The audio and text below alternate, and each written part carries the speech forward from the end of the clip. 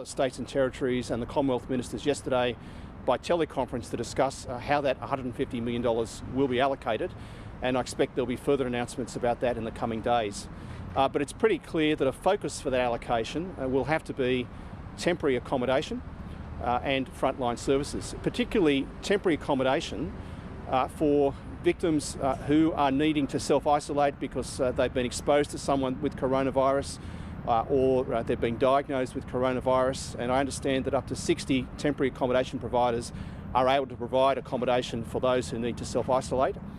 And also a need for accommodation for perpetrators who are or claim to be infected with coronavirus. If we want to keep women and children safe in their houses and remove a perpetrator, we have to have somewhere for that perpetrator to go, and that's part of our temporary accommodation and accommodation ramp up as well.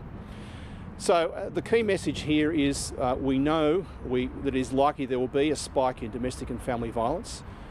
This is a priority of government to deal with this crisis.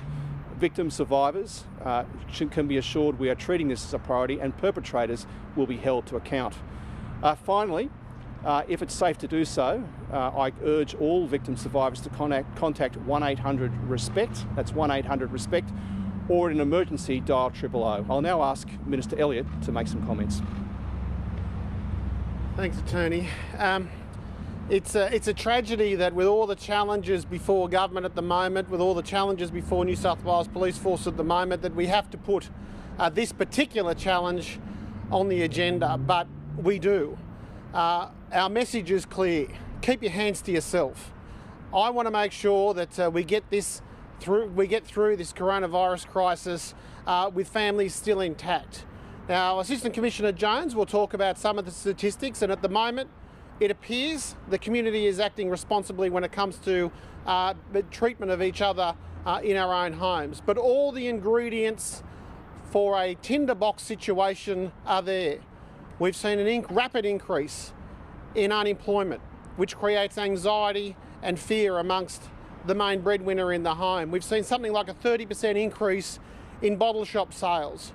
We've got the cancellation of normal recreational activities such as sport and of course social engagement.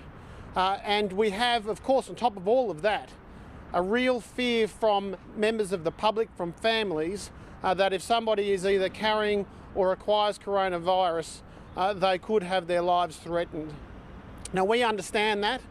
That is an issue that the Attorney-General has front of mind, which is why we're so grateful for the new money that's been provided by the Commonwealth, which is why the Attorney-General is working with the domestic violence service providers to make sure that in the event of an increase in those statistics, we're ready to go. But I would be horrified to think that individuals will believe or will carry out acts of violence within their own homes, thinking that under the cover of darkness, under the fog of war through this coronavirus tragedy, they will be able to get away with it. They won't. They will not get away with it. There is actually a decline in the crime rates across New South Wales, which means that the police will be more than ready to come about and ensure that anybody that commits an offence against somebody that they purport to love will actually be called to account. I hope, and I would encourage families to talk within themselves when anxiety levels are up.